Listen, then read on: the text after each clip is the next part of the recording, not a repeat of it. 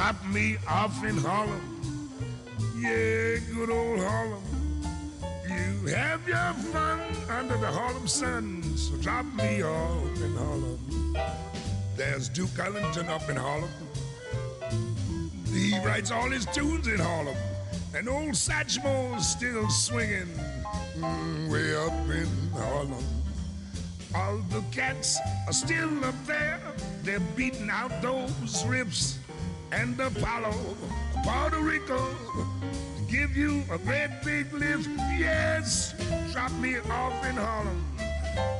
Yeah, man, beautiful Harlem. You get red beans and rice, it's very nice. Way up there in Harlem, that is.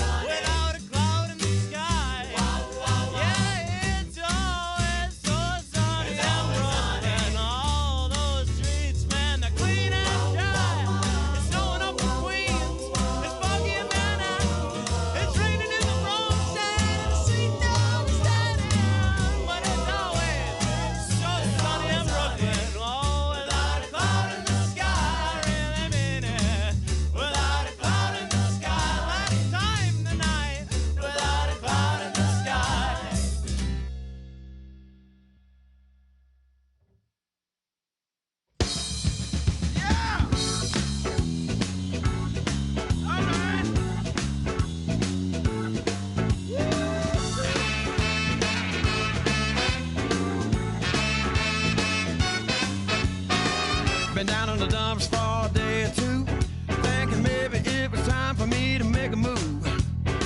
Late night skyline, that's when it hit me. Well, I got to have me some of that New York City.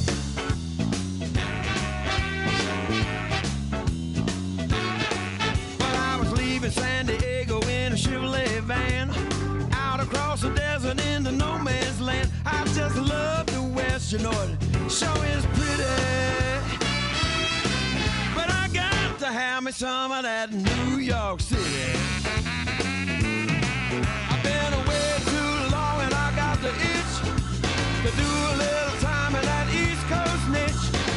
Down on Broadway and do a little ditty. Smack dab in the middle of New York City. Oh yeah.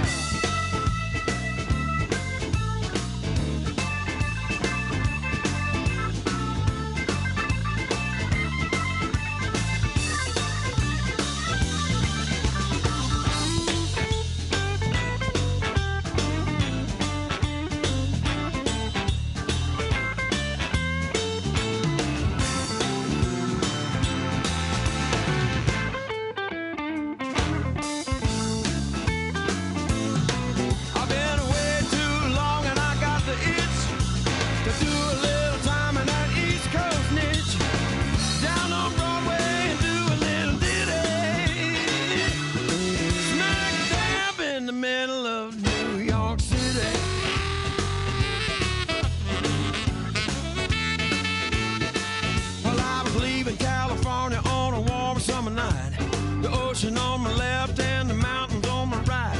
To leave it all behind sure seemed like a pity. But I got to have me some of that New York City. Oh yeah. Oh yeah.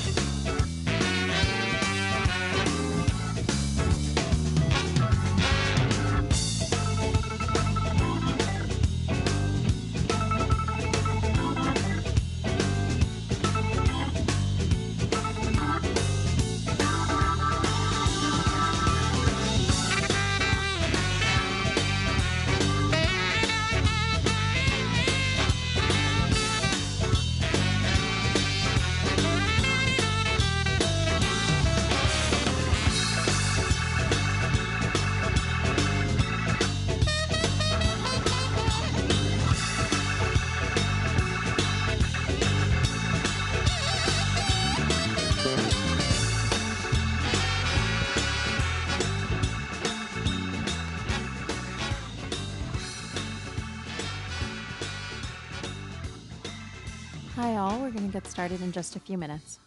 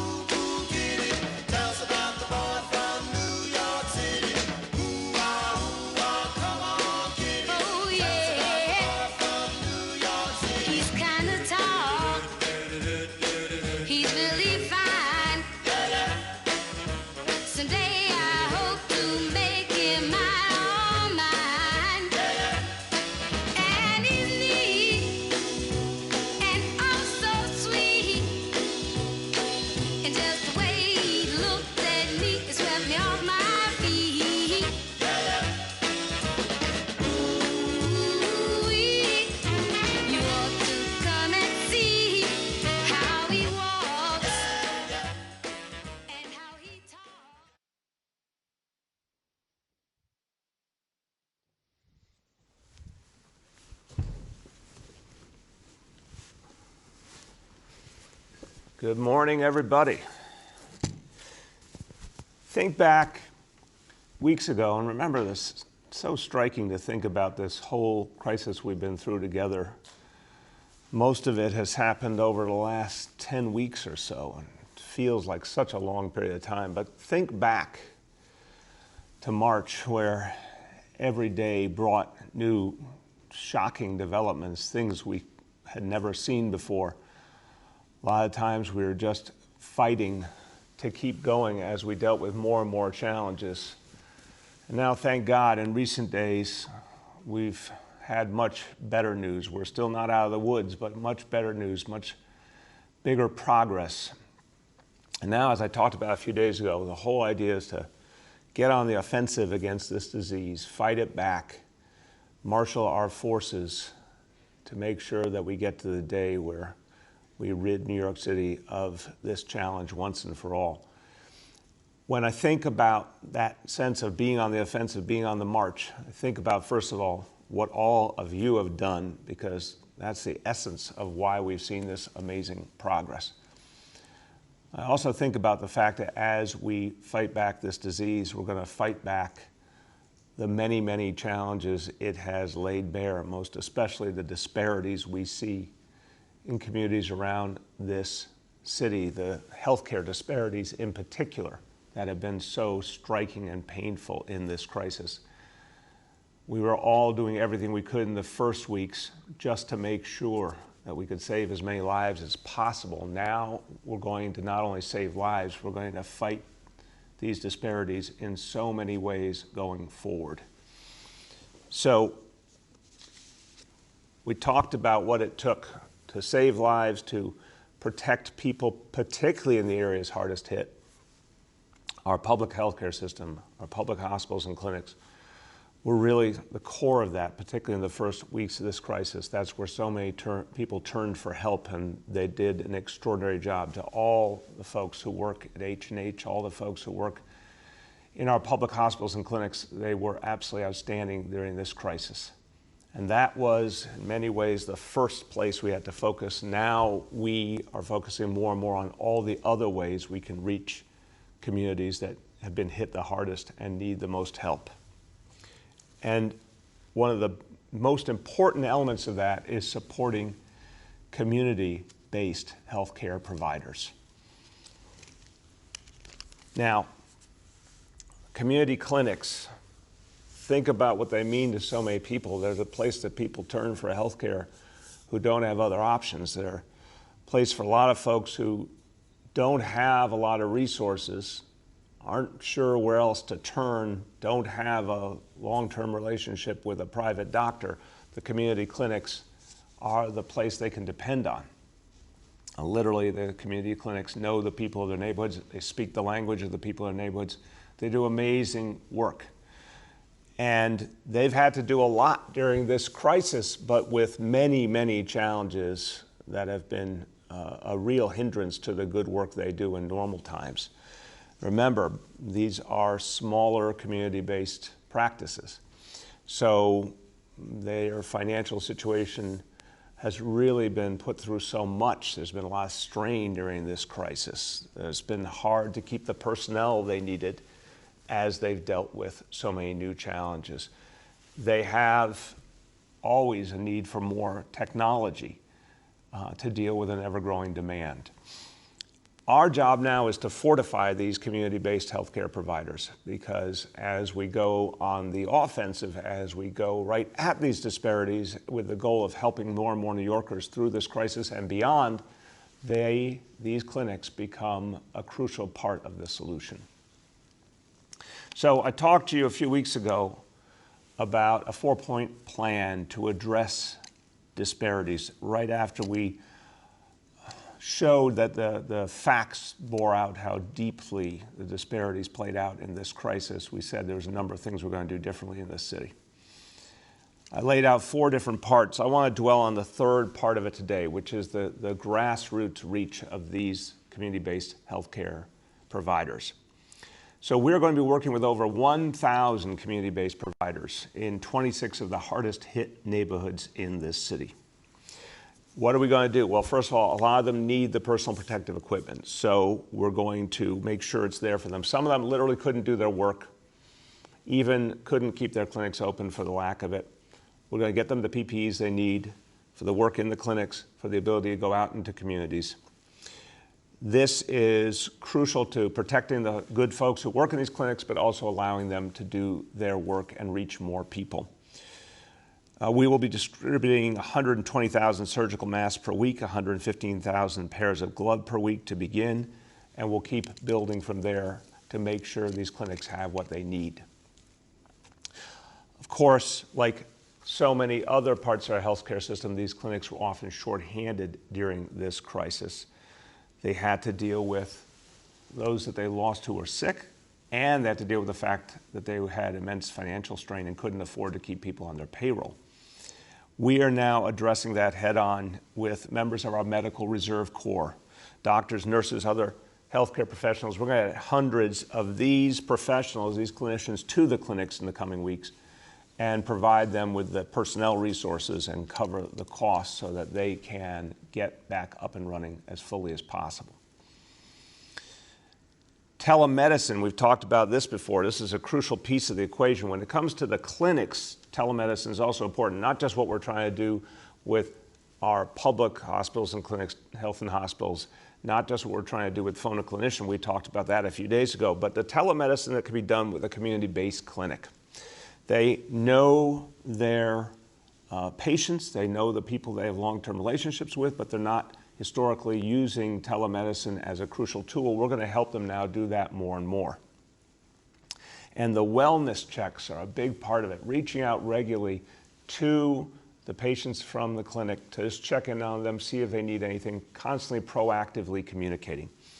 So last month and continuing this month, Department of Health is running weekly telemedicine webinars to help these community-based clinics get used to how to maximize their use of telemedicine. And our goal is to train 150 of these clinics to be particularly proficient in telemedicine, to help them make it a very common part of what they do, and then we'll expand from there. We also want to see these clinics play a crucial role in our test and trace initiative. This testing and tracing is the thing that you're going to see grow and grow in the coming weeks. It's absolutely crucial to how we move past this phase of this disease and move forward. These community-based clinics can play a crucial role. We're surveying all of them this week. By next week, we're going to know what each one can contribute to the test and trace effort, and we're going to bring them into it deeply. And then one more point on federal aid. A lot of these community-based clinics are crucial not just to fighting this disease, but to the future of the neighborhoods they serve and keeping them healthy against so many other healthcare challenges as well. But they're going to need resources to keep going. There are literally billions of dollars available from the federal government through initiatives like the Paycheck Protection Program. These clinics qualify, but we have to make sure they get their fair share. Our Small Business Services Department is going to reach out to each of them and help them in the application process to maximize the federal aid going to them. Now, the focus will be on the places hardest hit by the coronavirus in this city. So we're going to be focused on neighborhoods all over the 5 boroughs. In Brooklyn, those neighborhoods will be Flatbush and East Flatbush, Brownsville, Brighton Beach, Flatlands, and Canarsie, East New York and Starrett City, Sunset Park, Bushwick, and Bed-Stuy. In the Bronx, Crotona and Tremont, Highbridge, Mott Haven, and Morrisania, Bronx Park, Van Cortlandt Park, and Fordham, Northeast Bronx, Pelham and Throgs Neck, Kingsbridge and Riverdale, Soundview, and Longwood and Hunts Point. In Manhattan, Morningside Heights, Inwood, Washington Heights, and Hamilton Heights, East and Central Harlem, and the Lower East Side and Chinatown. In Queens, Corona, East, Elmhurst, and Elmhurst, Briarwood, Jamaica, Rockaway and Far Rockaway, and Queensbridge. And in Staten Island, Stapleton and St. George, and Willowbrook. So the goal will be to right now maximize the use of these community-based facilities, the providers, the clinics that have such a big impact on their communities. Help them right now to be in the forefront of our efforts to fight back the coronavirus. Get them right now more deeply into things like telemedicine and the test and trace initiative, and leave them in stronger shape for the future as well. Serving the communities that have been hardest hit during this crisis, the low-income communities, the immigrant communities, the communities of color that have really taken it on the chin during this crisis. We want to strengthen these community-based providers now and for the future. Now, we think about our neighborhoods. We think about what it's going to take for our neighborhoods to come back. And we are a city of neighborhoods, so thinking from the grassroots up is the right way to do things. When we think about our neighborhoods and what makes our neighborhoods strong, we think about small business. We think about small business in every way. Part of what makes our lives so good in this city is the small businesses that we depend on, that are part of the character and identity and the culture of our neighborhoods. Of course, they're also huge employers. When you add up all the small businesses of New York City, the mom and pop stores, and all the kinds of small businesses, that's where so many New Yorkers get their livelihood, and small business has gone through so much during this crisis. Small business makes New York, New York. When you really think about so much of what we emotionally identify with, so much about what we care about our city, it comes back to our small businesses. So we're going to have to do a lot to help them back. Many are going to struggle coming back. We've got to save as many as possible, help as many as possible on the road back. On Friday, I had a call with a group of small business owners. In this case, smaller bars and restaurants. They're a group called the New York Hospitality Coalition. And they wanted to help me understand what they were going through and what they needed to come back. And what was so clear on this call was these are folks, like every small business owner, they put their heart and soul into building up their business. It was something that was really a part of their identity. It was they put themselves into it, and they would do anything to keep their small business going. And they had a deep sense of being there for the people who are their customers, who are the people in their neighborhood that depend on that small business. Each and every one of them wanted to come back, not just because it was their livelihood and what they had created, not just because they cared about the people who worked at their small business, but because they knew their neighborhoods depended on them. So hearing their voices, and I'm going to be talking to many, many other people in the small business community going forward, reminds me of everything we're going to have to do. At the beginning of this crisis, we did what the city could do with a $50 million loan and grant program. Obviously, a huge, huge federal program, hundreds of billions of dollars has come into play since then, although there are many challenges with small businesses accessing it, and we're still fighting to help them get that done. But we are going to need much more to help small business going forward. And we're going to have to find new sources of support for small business. To say the least, this is not going to be business as usual. We are going to have to find ways to help small business that are different than anything we've ever done in the history of New York City.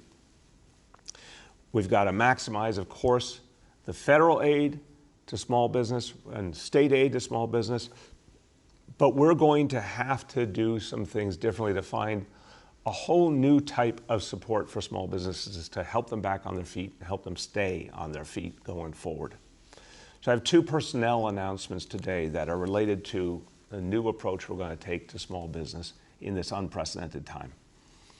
First of all, I am creating a new position as Senior Advisor for Small Business related to the COVID-19 crisis. And I'm naming to this position Greg Bishop. Greg has served as our Commissioner of Small Business Services since 2015. He's done a great job, and he has been the voice of small business owners all throughout the city government. I've talked to so many small business owners who appreciate deeply what Greg does. He understands the small businesses of this city.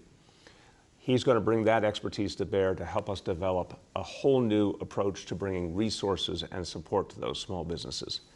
He'll work closely with our public-private partnership czar, Peter Hatch, who's been doing a fantastic job bringing in philanthropic support and support from the business community locally, nationally, internationally for New York City. Now we need a lot of that support to be focused on how to uplift small business and provide the resources for small businesses to get back on their feet, and the ability for small businesses to have new customers, new revenue to keep them going in this new reality. I'll charge Greg with finding whole new sources of capital for small business. I know from having spoken with people in the philanthropic world that they understand that unless New York City small businesses come back, our neighborhoods can't come back the way we need them to. I think there's going to be a tremendous sense of generosity from the world of philanthropic organizations, many of whom have a deep focus on New York City already. Greg is going to be charged with tapping into that desire to help and building a whole new initiative to bring in those resources, but also to deepen the connection between larger businesses and small business. When I had a call last week as well with the heads of some of the largest businesses in New York City, and to their credit, they said they understood small business was hurting a lot more than larger business, and small business would be crucial to any restart and recovery. And they were already asking themselves, what could larger businesses do to patronize smaller businesses, to work with them, to provide them capital, to do things that larger businesses hadn't done so much before systematically with small business, but needed to do now for the good of New York City. It was a very heartening conversation. Greg Bishop is who I'm going to turn to take that idea and make it a reality and really catalyze that instinct we're seeing in the larger business community and bring it to bear to help small business. Now, and given the important work that's happening, the everyday work of small business services, we needed a new leader to come in to be the commissioner following Greg, to pick up the work that he's done and deepen it in the next 20 months ahead in this administration, because small business services every day is solving problems for small businesses, figuring out new ways to help small businesses. Even in normal times, that reality is going to be more and more complex now. But our Department of Small Business Services has proven itself time and again. It's going to take on more and more responsibility going forward. To fill the role of commissioner, I've chosen Janelle Doris. Janelle has done an outstanding job as our director for the Office of Minority and Women-Owned Business Enterprises. He's led a really systematic, energetic effort to expand MWBE contracts coming from the city. $14.6 billion awarded since 2015, $1 billion ahead of pace for our 2020 goal. A lot of that has been because of Janelle's energetic leadership. So as the new Commissioner for Small Business Services, I'm going to ask him to look at every way that that agency can help small businesses in this recovery. All the ways that we have to simplify what small businesses go through in their dealings with city government. Here's a moment of crisis, but it's also a moment to rethink what we do with and for small business and how we can lighten the burden on small business. Janelle's someone who's proven himself to be an innovator. I'm going to ask him to look at the situation from scratch and figure out how SBS in its own work, but also as a leader for the small business community in the whole city government, can get all city agencies engaged in the work of helping our small businesses back. Look, we know small businesses of every kind are hurting. I've heard particularly concern from immigrant communities and from communities of color about whether their small businesses will be able to come back in this environment. In many cases, small businesses that had the most tenuous financial situation even before the coronavirus. We've got to help each and every small business come back. I know it'll be a huge challenge, but I want small businesses all over the city to know the city government is here for them, and we're going to find new resources and new ways to help, and that we can weather this storm together. So with Greg's leadership, with Janelle's leadership, I'm confident we'll be able to do a host of new things to help small businesses to get through and then become strong again as we move back to normal.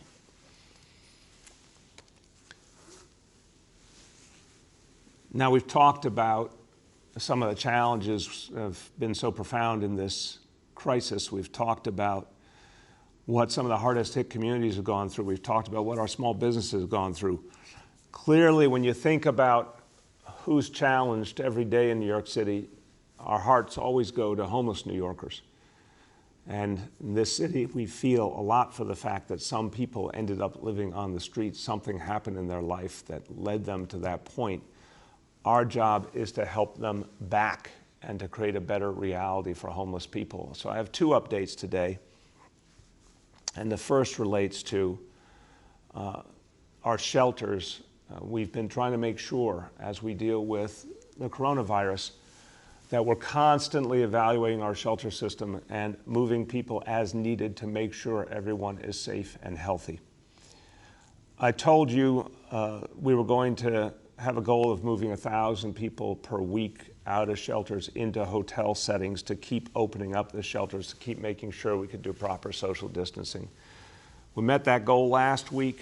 We will be meeting it again this week. There's now over 8,000 single adults in hotel rooms.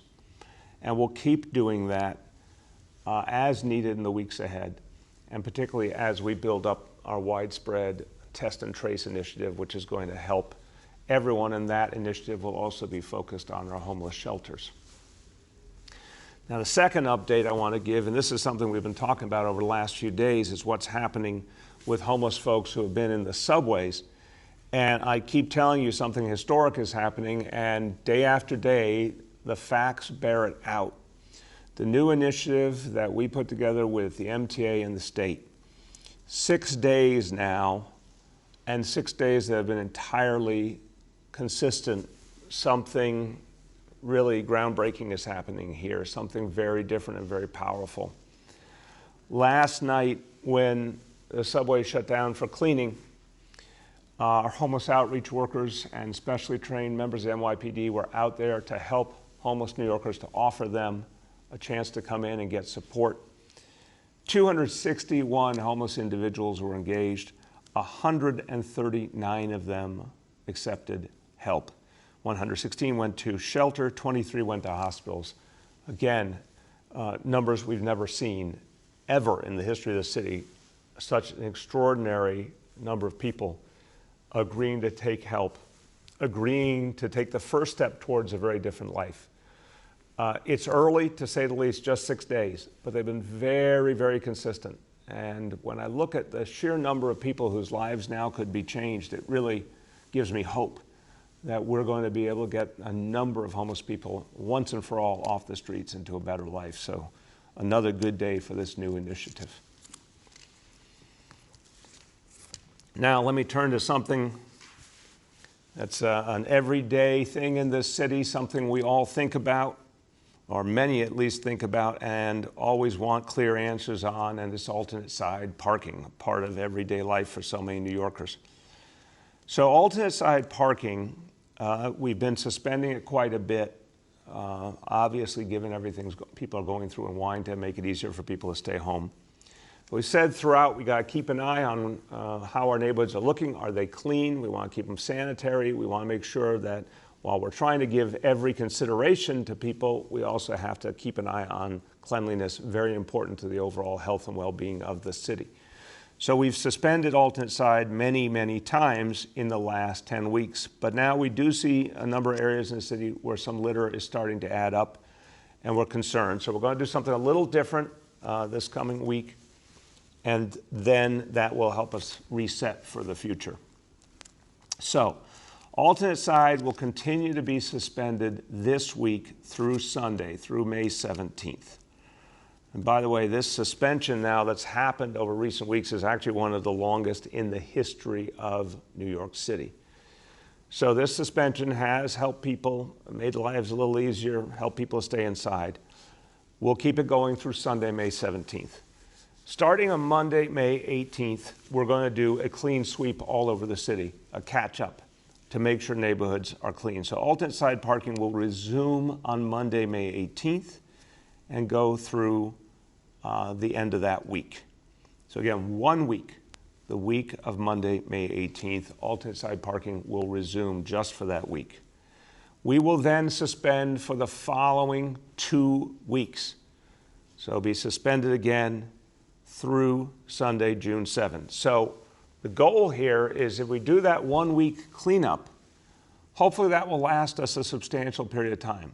But again, we have to see how it goes. We have to see what we can achieve, make sure neighborhoods are clean.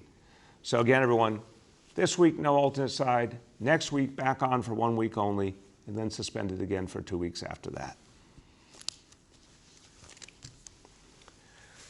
Okay, I want to talk about an incident that happened last night. And this is something that we've seen in the context of this whole painful crisis. Remember, there were too many times, way too many times, over the last 10 weeks when I've had to talk to you about incidents of bias directed at Asian Americans in the context of the coronavirus crisis.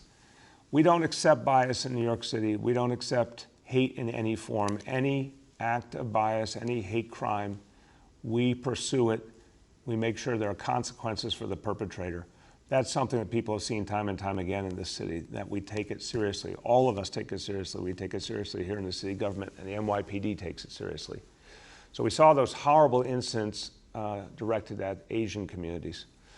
Now last night, a different incident in South Williamsburg. Two perpetrators, one male, one female, ripped masks off members of the Jewish community who were walking down the street.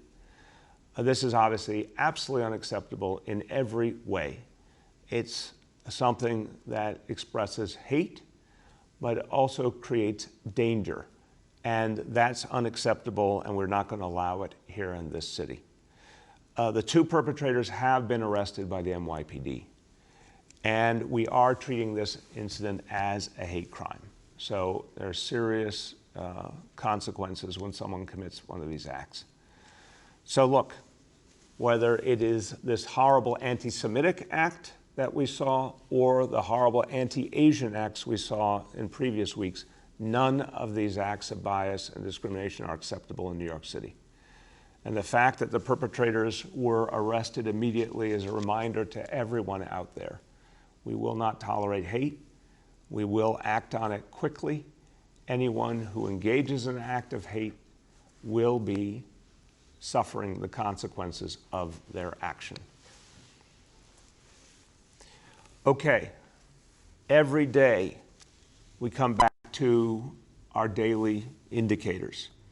And this is what we look at every single day to see how we're doing in this city and where we're going.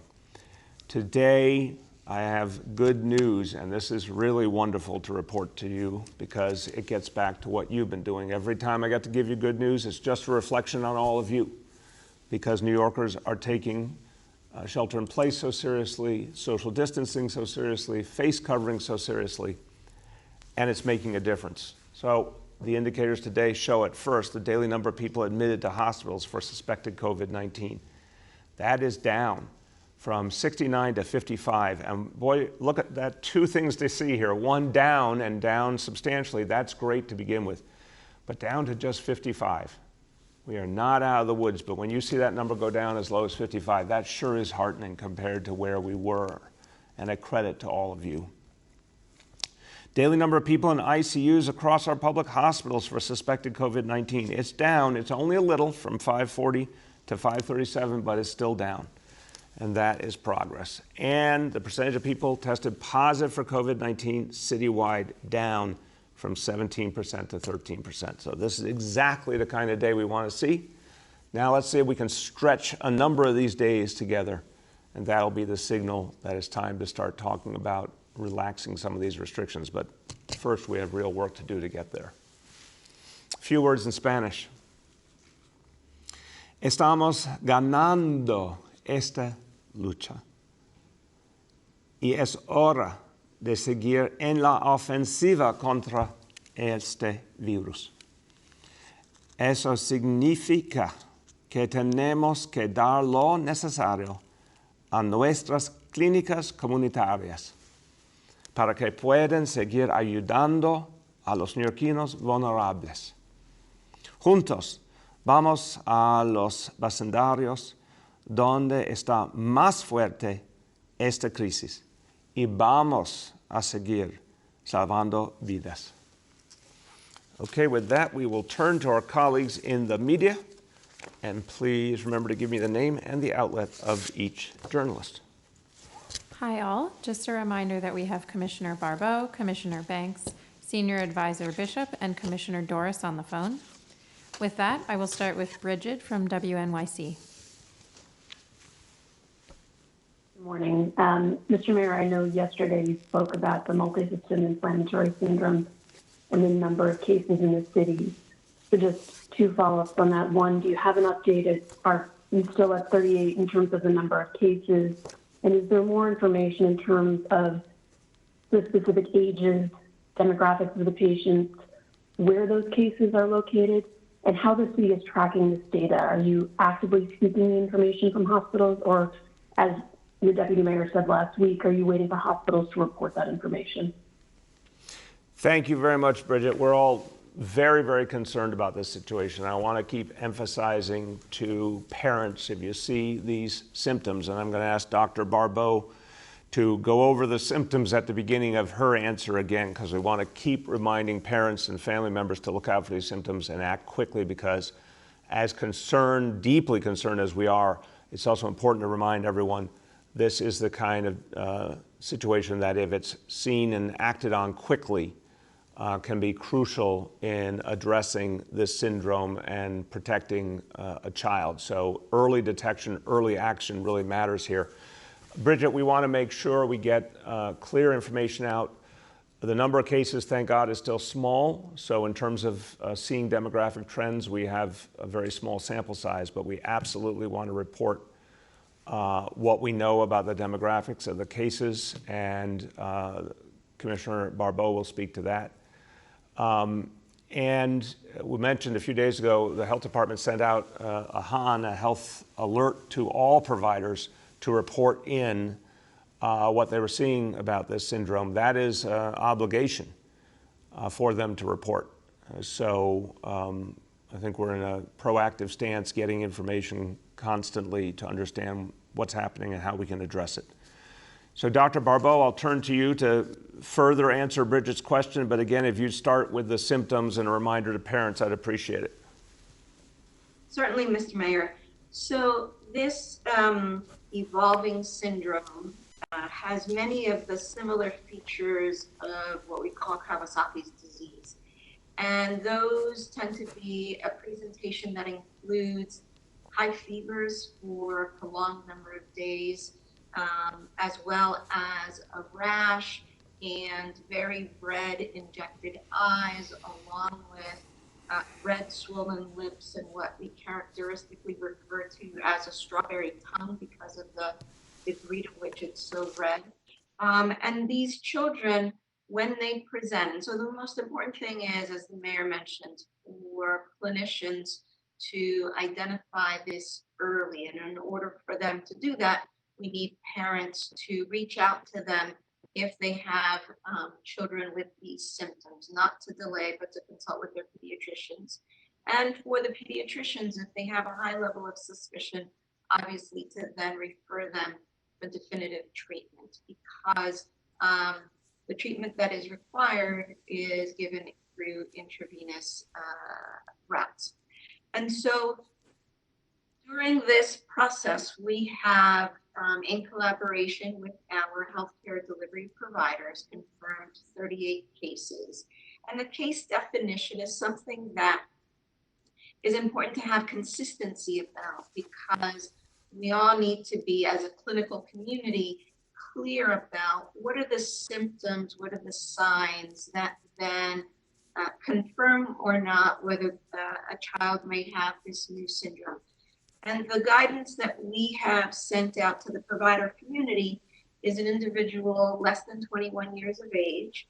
And thus far, the majority of children have fallen within like the 5 to 9 year range, though we have certainly kids younger than that as well as older.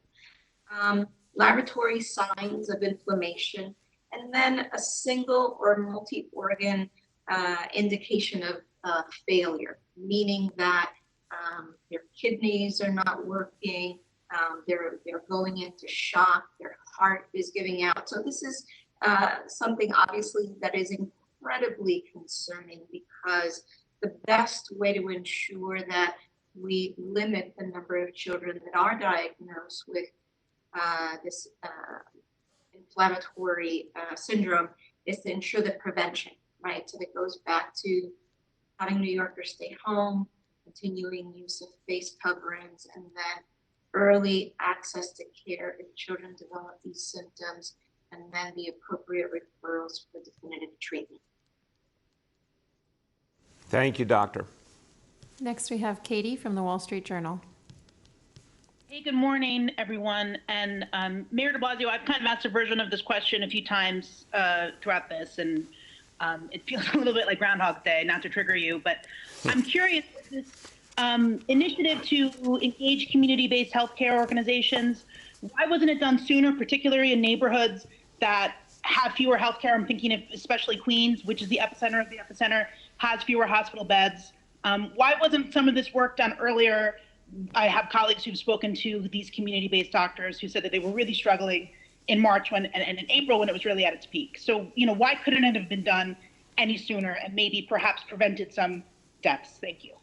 Thank you, Katie. Look, again, Katie, the strategy, which you've asked it before, I've answered it before, I'll answer it again. The strategy in March going into April was focusing on saving lives at hospitals.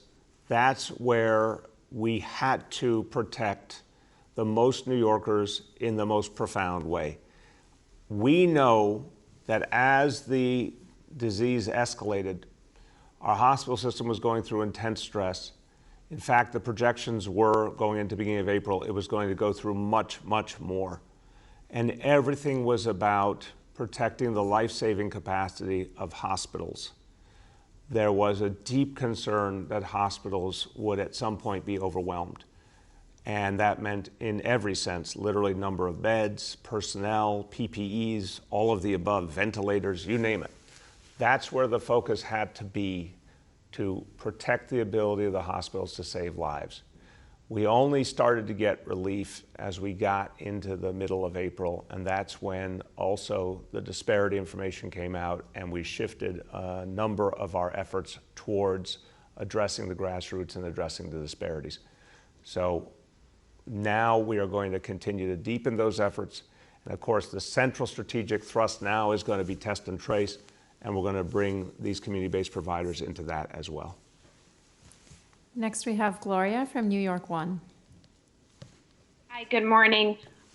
Two questions. First, on Kawasaki, I just want to get some clarity about the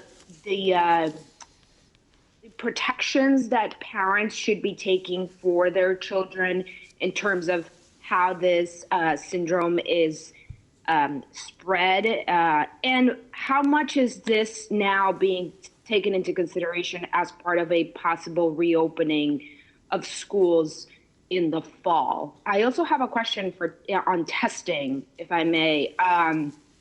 Wondering if you could give us an update on where testing is at, and if the city's guidance has at all changed.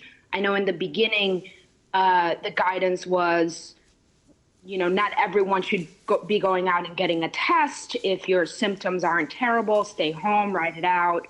But has that changed at all as testing becomes more available? Thank you, Gloria. I'm going to start on the testing and then speak to the syndrome and turn to Dr. Barbeau. The answer is absolutely the initial reality of testing. And remember, testing has been the central issue from day one, going back to January when we first called for federal support for testing. Still don't have the federal support we need, that's obvious. We have much less testing than we want to, but we do have a growing amount of testing, so we will be changing the criteria. Previously, it had to be focused on those who are in the greatest danger of losing their lives, as well as, of course, keeping our hospitals going, so testing for our healthcare workers, keeping our first responders going, and it was a very narrow construct. And as we started to do even the community-based, we focused first and foremost on those who were older and or had the pre-existing conditions. We're going to be broadening that because by definition, as you go into test and trace, you want to go as deep into communities as possible. So first concern will remain with those who are most vulnerable. But the goal is to go far beyond them and go deeper and deeper into communities. So right now we're still at that level, 13,000, 14,000 a day. We will get to 20,000 by May 25th. And then we want to get up to 50,000 a day. That's our goal in the course of the next few months, maybe even get beyond that. If we could get federal help, we could go a lot farther. And that's just on the diagnostic testing. Obviously, the antibody testing, which I always say, is helpful but has limitations. that will be a whole additional piece of the equation. So the criteria will loosen up. And, for the foreseeable future, first preference always will be to older folks and or folks with pre-existing conditions. But we will see an opening up, more and more reach into communities as we go along. On the issue of the schools, look, we're going to watch this very closely. This is a syndrome that is historically rare, and Dr. Barbeau can speak to that.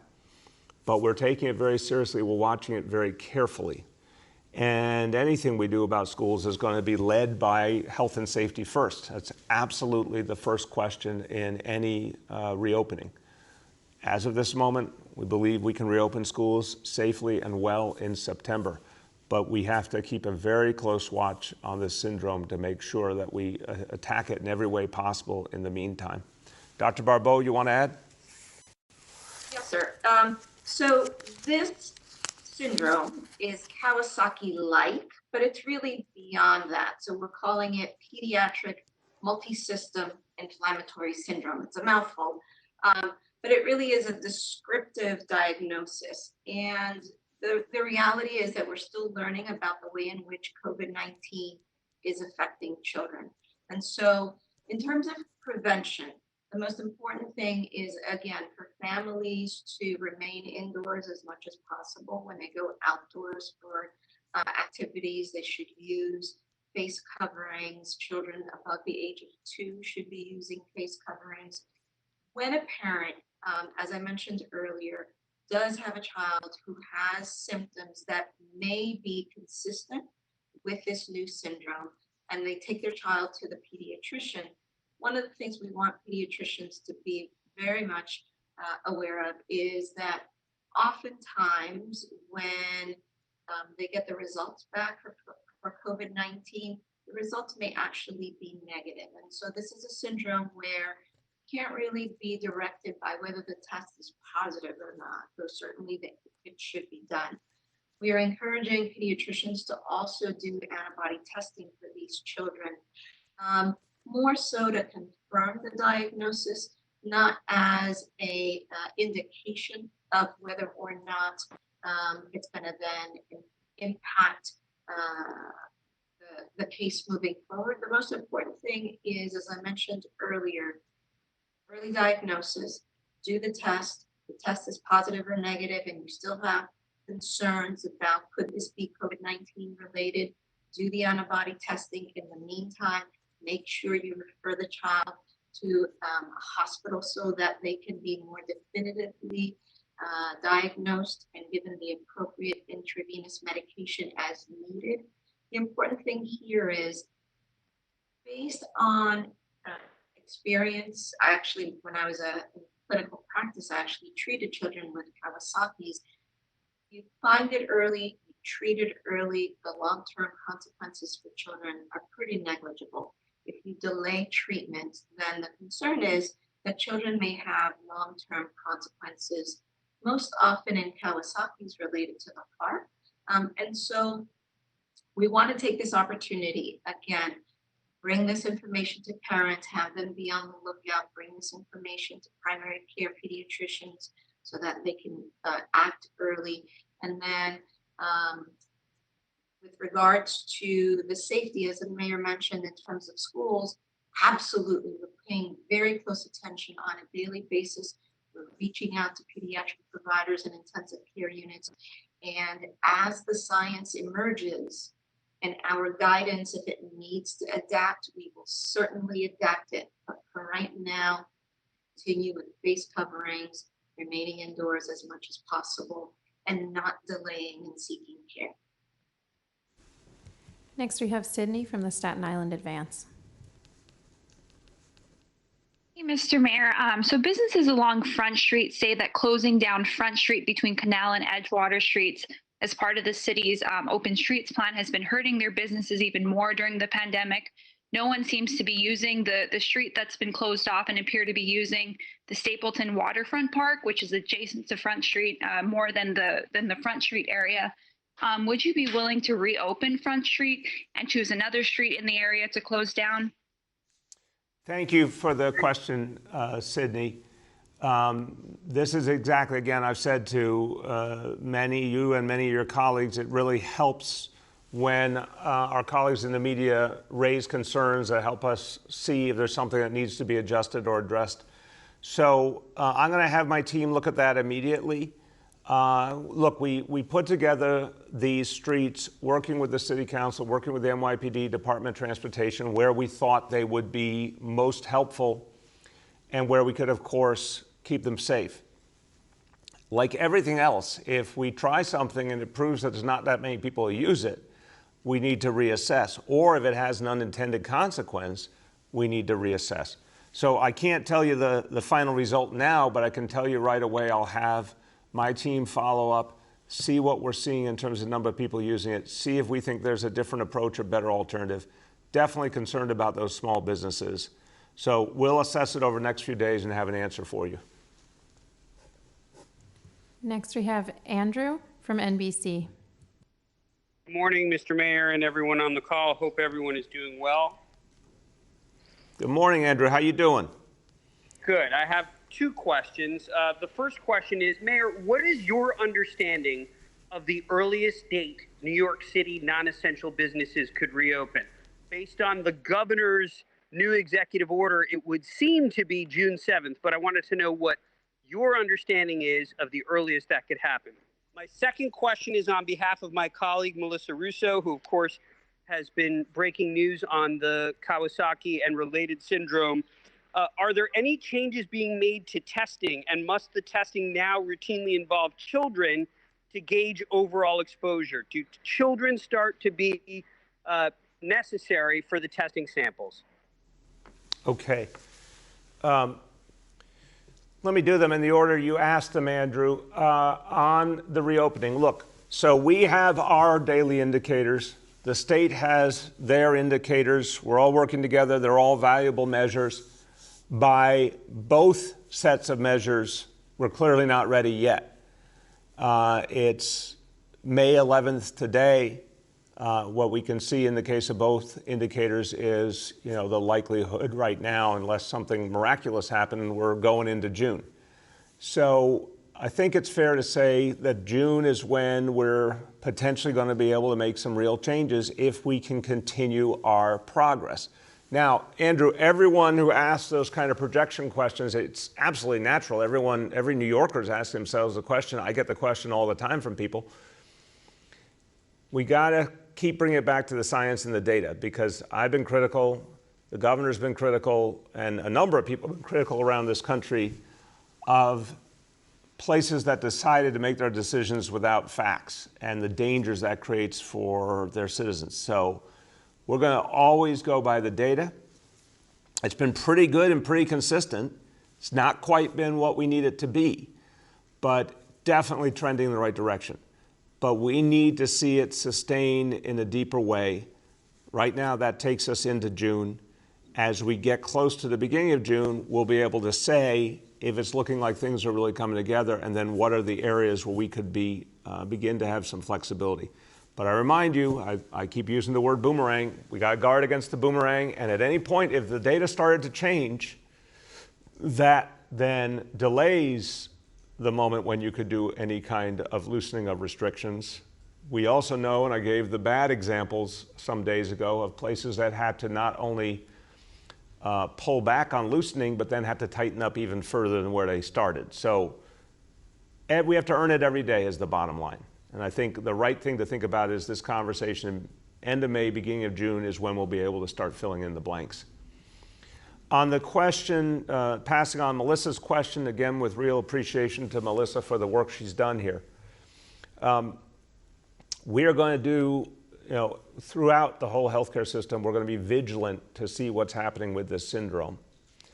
And again, it begins with pediatricians and other healthcare providers looking for those symptoms in kids, and it begins with parents and family members immediately reporting if they see their children with these symptoms. So I want to really emphasize how we have the best chance of protecting kids and making sure they're safe, that early detection, early action. In terms of testing, I'll turn to Dr. Barbeau. Obviously, the testing is happening now more and more, as I talked about yesterday. For example, all health and hospitals facilities are now testing kids proactively with the antibody test as one of the measures to take in light of what we're seeing here.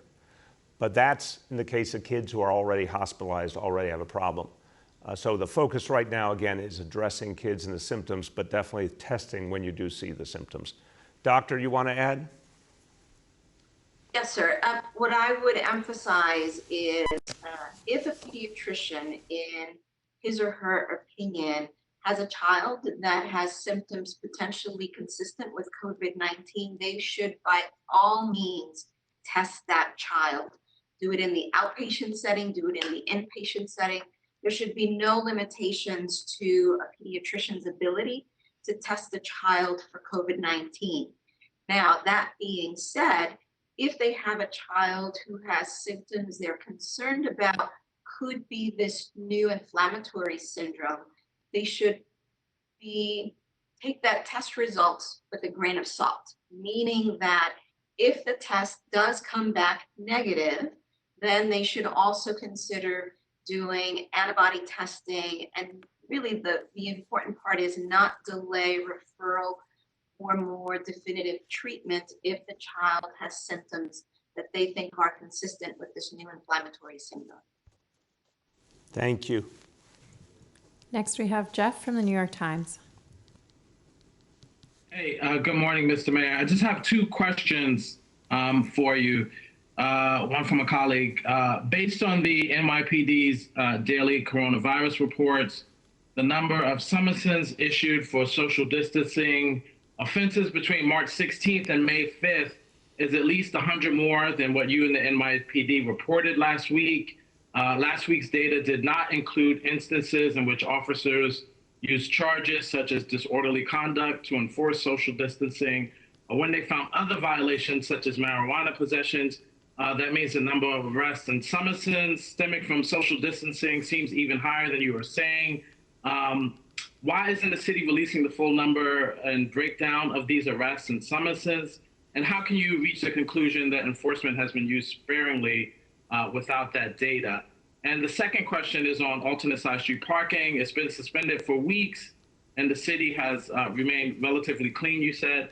Has the city considered any permanent changes to alternate side parking? And are there other things that the city's learned from this pandemic that might change once the pandemic ends?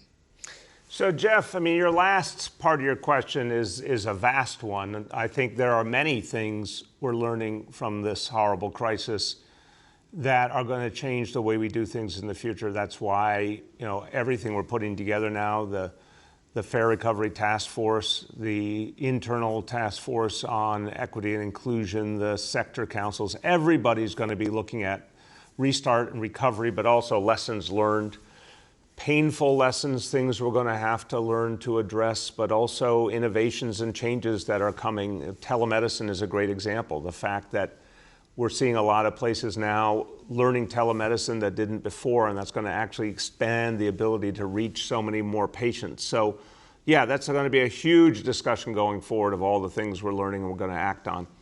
Alternate side, I would say what we're seeing in the short term is that because people's lives changed so profoundly, because there were so many fewer people on the street, there was so much less litter, there was so much less activity that we could be okay with a lot less alternate side.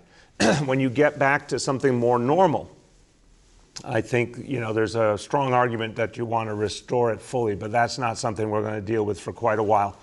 We'll certainly look to see if there's a bigger lesson that we can learn vis-a-vis alternate side that might change the approach for the future. I definitely think there's some places still in the city where we're doing, before all this, where we're doing more alternate side than is needed. So I think there's an opportunity here to reassess frequency for sure. But right now we're going to stick to, having this 1 week next week where we have a cleanup week and then go back to suspending it. And then as we come out of the crisis, assess what it means going forward. On the NYPD, I want to, again, always begin at the beginning. The NYPD is, at this point, for years and years, has been reducing the amount of arrests, obviously radically reducing the number of stops. In this crisis, even though we've made clear that we have to make sure that there is the opportunity to enforce when needed, the vast majority of the time enforcement hasn't been needed. The vast majority of New Yorkers are following the rules related to shelter in place and social distancing and face coverings. Enforcement has really not been needed on anything like a large scale. In fact, when you look at the summons activity, it is averaged out to fewer than 10 a day, 10 summonses for the whole city per day. It's really, really small. So we got to keep putting this in perspective. Now, the original numbers put out last week actually did combine specific summonses related to social distancing with some other summonses at the same time for other offenses. So that needs to be disaggregated so people can see. But Jeff, it's just standard policing that if another offense becomes clear in the midst of one type of enforcement, of course there has to be enforcement on the new offense as well. We'll keep making sure this information is published and is clear, but the level of activity by the NYPD is minimal right now when it comes to how they're participating in enforcement, and we want to make sure it's there when it's needed because enforcement is part of life. But I think it's quite clear that NYPD has been very restrained in the approach. Next, we have Aaron from Politico. Hi, Mr. Mayor. First, a quick follow-up on the pediatric inflammatory syndrome. Yesterday, you said 38 children. I'm just wondering if there's an update on that number.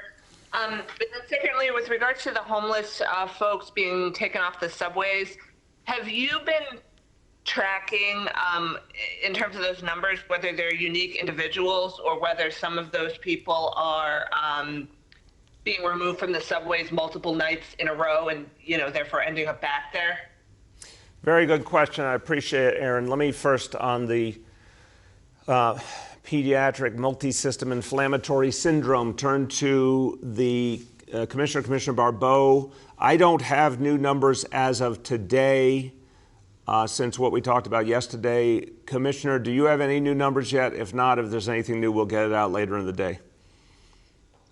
We're still at 38, though we have less than a dozen that are pending investigation. So I anticipate those cases will be resolved sometime this week, early this week, if not today, then tomorrow. And we'll be able to update numbers to see whether any of those actually turn out to be PMIS. Okay, thank you. Now I want to turn to Commissioner Banks. I think Aaron's question is a crucial one always. Are we reaching the same people over and over, or are we reaching different people? Commissioner, obviously this gets to the point of when you have folks come into shelter, it's very early, it's only 6 days, but how many people are staying in versus going back out, and then we bring them in for another night. So let me immediately note 6 days is a limited sample size, and I know it takes time to gather the information, but what can you tell us so far about whether you think folks are staying in or going back out and then you're bringing them back in again? Again, thank you, Mayor. I appreciate the framing of this is really only 6 days into a brand new initiative. Without this initiative, we always had people who would come off for one night, return, and then we would bring them in, be able to persuade them to come in another time. So this is a phenomenon that we have been working with. What we have not ever seen, though, is this kind of a success rate. As I said yesterday morning, on a good night, 5% accepting assistance would have been a high night. And here we're getting half the people accepting assistance. We're looking at the trends. We certainly see some people that are staying in. We see some people that are not staying in.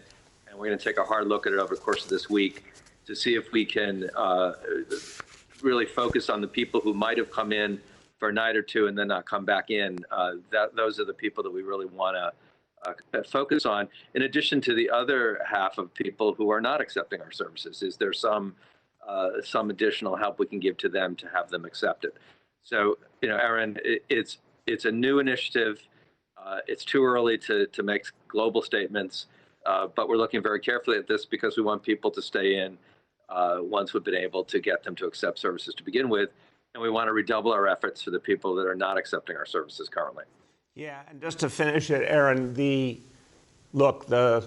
perfect world is first engagement, someone comes in, gets support, gets mental health services, gets substance misuse services, never leaves again.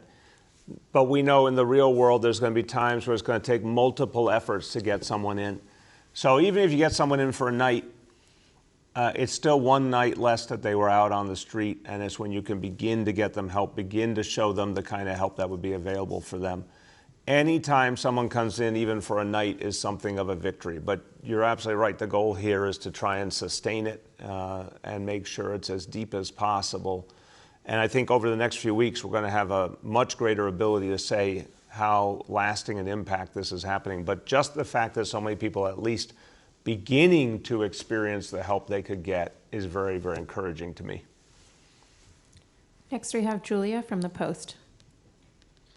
Hey, good morning, Mr. Mayor and everyone on the call. I actually just wanted to see if, ask a follow-up to Aaron's question to see if Commissioner Banks at this point has any numbers or percentages in terms of the people who may have left after one or two nights. And then, Mr. Mayor, I'd like to ask you about what alternate side parking enforcement means when it's back in effect next week. Is that just summonses or tow trucks? And what areas have had the dirty streets? Because we've heard from a number of readers in some neighborhoods that streets are actually very clean. Thank you, Julia. On the, I'll do this part first and then turn to Commissioner Banks. So we'll get you information today on what Sanitation Department has seen. Remember that for all these weeks, the Sanitation Department's out there surveying regularly, and the fact that we kept extending alternate side was, meaning not having it in effect, was because the Sanitation Department kept confirming that they were satisfied with the standards. Only in the last few days have they said they really do start to see more of a problem. And of course, the one thing we know about alternate side is it's applied citywide simultaneously. So if we see a problem in a number of areas, we have to turn it on everywhere to be able to be effective. But I think, what I've said from the beginning, I do not want to see us, even as we're fighting this bigger problem, end up with a city that gets dirtier and dirtier. There was going to be a point where we had to make sure if we saw a problem, it got addressed. And to do it for 1 week is, I think, a smart, limited way to do it. But we'll get you out the data that led to this decision, and it would be applied the way it normally is applied, with the same kind of approach to enforcement as would happen in normal times. Commissioner Banks, you want to answer the other part of the question? Yes, just very briefly, Julia. As I said in response to Aaron's question, it's really too early to tell, and it's particularly. We had the curveball in the middle of this of a code blue on 2 nights in May, which is not something that typically happens. And during code blue, we typically are able to bring people in for a night or two and under circumstances in which people would not accept services. And I think, as you saw in the numbers of engagements on Saturday night into Sunday morning and Friday night into Saturday morning, that we had higher numbers of engagements and higher people accepting services on those nights. But if you took a typical code blue night in the wintertime, we would see people coming in for 1 or 2 nights. So we have to sort out all of the back and forth over the course of these last several days. And we'll be doing that in the coming days, as the mayor said. Look, our goal is to have people come off the streets and remain off the streets. That's the tools that we've used with Homestat. Have gotten more than 2,500 people to come in off the streets and remain off the streets. These last 6 nights have been opportunities to reach people to try to help them on a pathway off the streets. We've been offering new tools, including safe haven stabilization beds in a commercial hotel. We've brought on new safe haven beds in the middle of the pandemic in order to offer new tools to our outreach workers. And when we have a body of work that's a little bit longer, we'll be able to reach some conclusions about how we're doing in terms of people remaining inside. If we can get someone in for 3 nights, it's an opportunity to know them better and to be able to offer things for them in the future that will keep them off. So every night for each human being is a victory to have a roof over their heads rather than be on a subway train. Next, we have Henry from Bloomberg. Hello, Mr. Mayor. How are you doing today? Good, Henry. How about you? Good. My question has to do with whether or not the city has given any thought to separating the comeback from the lockdown by the amount of risk involved in certain parts of the population, mainly age. Old people are particularly susceptible to, serious complications of this disease. Is it possible that you will have a kind of bifurcated advisory in which older people over 65, are asked to continue to shelter in place, while people who are at less risk may have a little bit more latitude in the amount of freedom, if you will, that they can go about the city?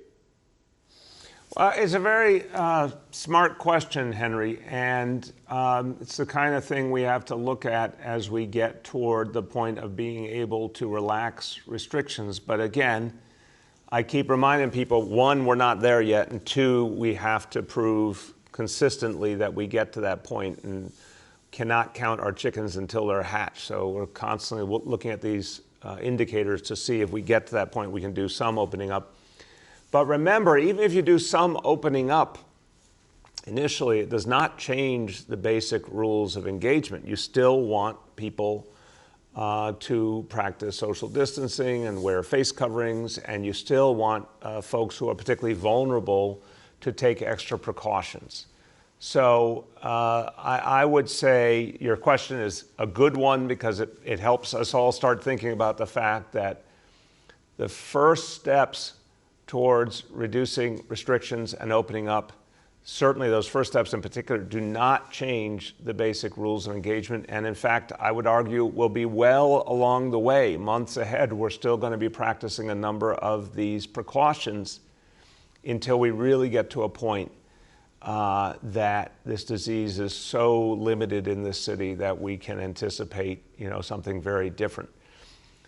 Definitely want folks who are older, particularly those who are much older and or who have the pre-existing conditions, to keep being careful and smart for quite a while, and the people around them to exercise a lot of care and caution with those who are most vulnerable. We're at a point now, last 24 hours, over 1,000 new cases. We're far from the point where people can let down their guard. So we'll give guidance for sure, but I think a good general rule is to say that those precautions need to be in place for quite a while, even as we're taking the first steps to open up. Last two for today. We have Steve from Westwood One News. Good morning, Mr. Mayor. Good morning, everybody on the call. Just wanted to ask you something about small businesses, since you're focused on that today. I've been talking to small business owners around Brooklyn, and many of them are wondering what they'll be able to do and how soon they'll be able to do it. Specifically, they're wondering if they can be open soon for curbside pickup only. In other words, the same way that restaurants can, fill orders for takeout, would it be possible for small business owners to take orders over the phone or online and then fulfill those orders at the door front without having people inside their stores? They say they're hurting so badly, they have to pay their rent. The city needs the tax revenue. They're wondering if that's an accommodation that can be made soon. And then I'm just wondering, also, my second question, I want to come back to the contact tracing decision to have health and hospitals do this and ask Dr. Barbeau, what are your thoughts on this? And, there's been so much criticism from predecessors on this, specifically Dr. Tom Frieden, who says that this isn't a wise move. He thinks it doesn't make sense. Wondering what Dr. Barbeau's thoughts are on the criticism that came out over the weekend.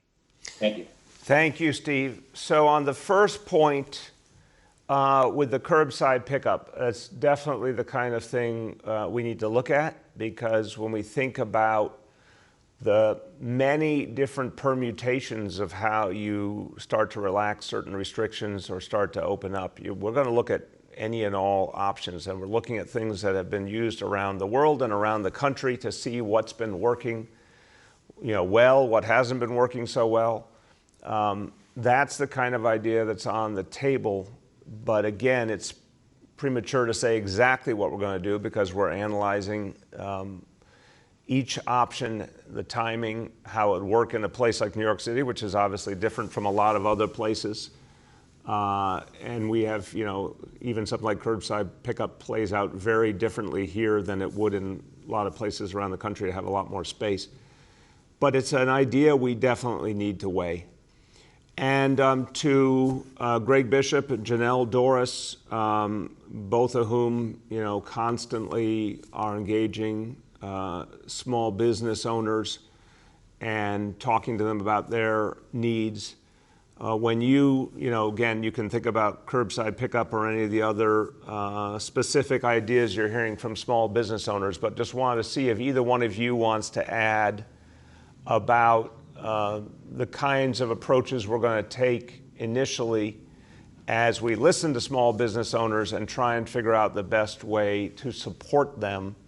If either one of you would like to add at this point, you're welcome to. Greg, you'd like to jump in at all? Sure, Mr. Mayor, and thank you for this opportunity. I think it's important for us to get our reopening strategy correct. And so certainly we'll be listening to our small businesses with our task force to figure out what is the best way to get our businesses operating, because we want to make sure, as the mayor has talked about, that we do this smart so that we don't see that boomerang effect. So whether it's curbside pickup or whether it's helping them with technology so they can actually deliver that material or whatever the product is, we will be looking for solutions. Thank you. Janelle, you want to add? Yeah, Mr. Mayor, I believe that the best place for us to find the solutions, as said earlier and also as Greg mentioned, is really by engaging our small businesses, trying to figure out what will work for them. And I think part of our role as SBS going forward is really to strengthen and extend our reach and communication with those small businesses, and then figure out ways we can advocate for them on both the city level, but also on the federal level. And I think some of the resources that is needed, particularly from the city and from the federal level, we can help them get there. And so we're going to be laser focused on this. We're going to increase our communication to those businesses and get greater input and what they think can actually work for them in their particular business, because every business is different. One business may ask for curbside pickup, others may need some sort of a different approach. And so we are open to everything. And as I said before, as we assess, we will definitely come back with recommendations concerning those requests. Thank you, Janelle, and thank you, Greg. And again, congratulations to both of you on your new roles. Steve, the question you asked also reminds me of, I mentioned the call I had Friday with the Hospitality Coalition, and it was very interesting to say to them, what percentage of capacity do you need to have to be able to come back effectively? What kind of distancing guidelines do you need? And this was one group of small businesses, but they said, from their point of view, they would rather wait till a point where things were substantially more normal. They could have, bigger capacity, fewer precautions to be able to create, the atmosphere and the service that they historically provided as close to what they had before as possible. So it was interesting to hear that perspective that, some businesses, I think, are going to understandably want to come back as quickly as they can and be able to come back as quickly as they can and provide something like the same service effectively, maybe with a methodology like curbside pickup. Others are going to be much more sensitive to needing to get qualitatively closer to where they were, even if that means waiting longer. So it's all about listening to them. This is why we've set up these sector councils and why we're going to be in such constant engagement with the small business community, because we got to figure out what will actually work for them and be viable. On the second question, I'll turn to Dr. Barbeau, but I'll also say, Steve, look, I respect anyone who served in public service. I really do. But folks who are now doing other things and offer their criticisms and critiques, we always understand it's different when you're in the middle of the fight versus folks reflecting back on previous service. We're in the middle of the greatest healthcare crisis in this country in a century. No one has gone through anything like this in our lifetimes, except for the people serving on the front lines right now. So when we determined how to do test and trace on an unprecedented level, we wanted to bring together the vast operational capacity of health and hospitals, which is in every part of the city, with, of course, the expertise of the health department, and we've combined those in this effort.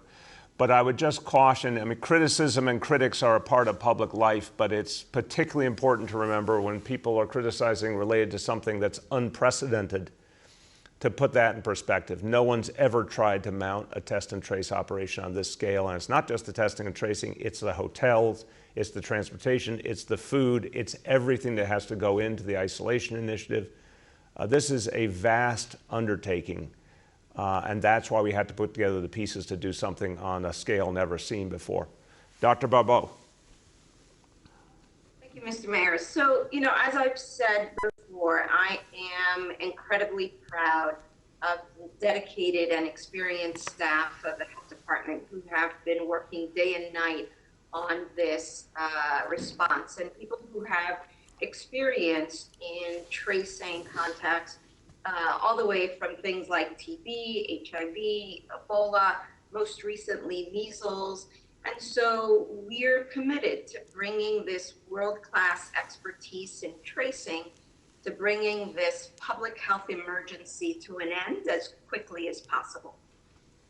Thank you. Last question for today, Shant from the Daily News. Morning, everyone. On pediatric multisystem inflammatory syndrome again, just given how common, symptoms like fever, rash, and vomiting are among children, I'm wondering if you, Dr. Barbeau, can give some more specific guidance on when parents should seek or get in contact with their medical provider. For instance, is there a time period they should wait before they should do so? Also, on the new rules in small business, Mr. Mayor, just wanted to ask what you would say to criticism that the city should use, existing infrastructure to deal with the coronavirus response, as opposed to, create lots of new task forces, roles, and potentially red tape. Thank you. Thank you.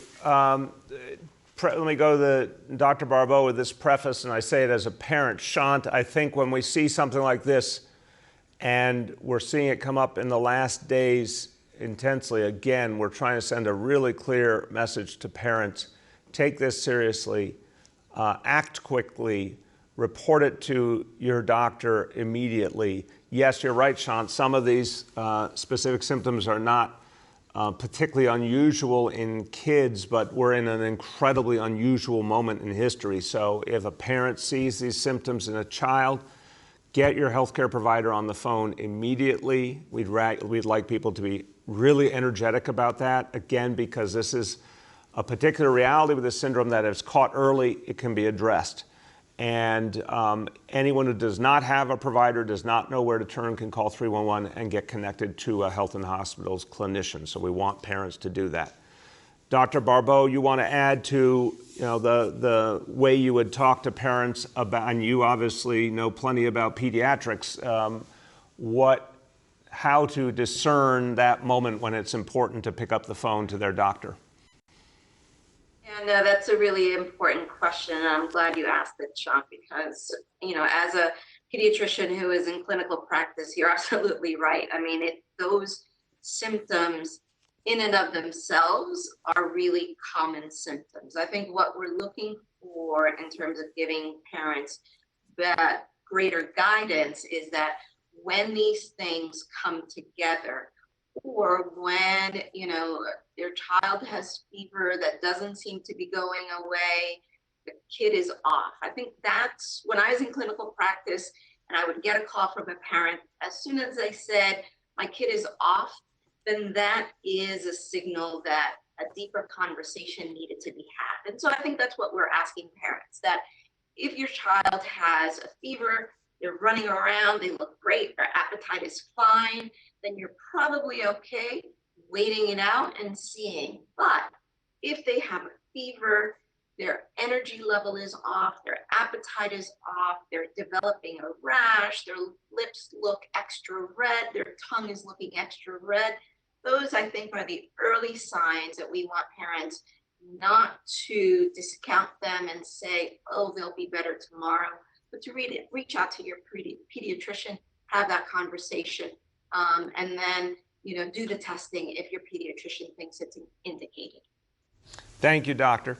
Shant, on the other question about small business, so look, we talk about the great unknown, and this is the reality we are facing with this crisis in general, but for small business, it's a profound set of challenges. I mean, when I've talked to folks in small business in the last weeks, they're presenting this series of questions they've never had to deal with before. They don't know what's going to happen in their relationships with their landlords if they don't own the building that they're in. They don't know when they're going to be able to get their customer base back, when they're going to be able to provide a service anywhere like what they did before. And again, for small businesses that don't have a lot of resources, they're profoundly worried about survival. So we do not anticipate being able to do what we did before and considering enough. We have to do something very different. So in these, the two realities of what my colleagues are going to be doing, for Greg, the idea is to find whole new sources of support, because small businesses will need a different kind of helping hand going into these phases ahead than they've ever needed before. We're going to have to find some kind of sustainable sources of support to help them come back, and particularly the smallest businesses, particularly businesses in immigrant communities and communities of color that have very, very little capital to work with. So we're going to have to find capital to infuse into the situation. And it's exceedingly hard to do from a city government perspective, given that we're in the middle of a vast fiscal crisis. But our hope is to get capital into play from, again, the philanthropic world, and from changing the relationship between larger businesses and smaller businesses, have more and more of our larger businesses patronize smaller businesses and support them in a variety of ways. So that's going to be Greg's mission. Absolutely need to do something different there. So we needed someone to take charge of that and build that new reality. Meanwhile, at Small Business Services, they're going to have to do everything they were doing before, but they're going to have to create a whole set of new things too, to figure out what else we can do in the context of city government to support small businesses to ease their burden. We've already reduced fines a lot, and we've worked on some regulatory reform, but there's a lot more that I think we need to do now in light of this, and to streamline the way small businesses can get answers and support from the city government and innovate new approaches. So that's going to be Janelle's task as he runs Small Business Services going forward. And I think the fact is, again, for small business, it will not be business as usual. It will be an incredibly tough time. And we're not just talking in 2020, certainly into 2021, even 2022. We're going to have to support the maximum number of small businesses because they are so crucial to life in this city. Let me close with just a reminder that kind of a basic truth about New Yorkers. I learned this long ago when I started in public service in this town, that New Yorkers like the hard truth. They would much rather hear what's really going on than any attempt to placate or sugarcoat. And so the day we brought out the truth about the disparities that we've seen with this disease and we documented it, it was a day where we devoted ourselves to being really, really clear about the fact that the disparities that this disease both took advantage of and intensified had to be addressed head on.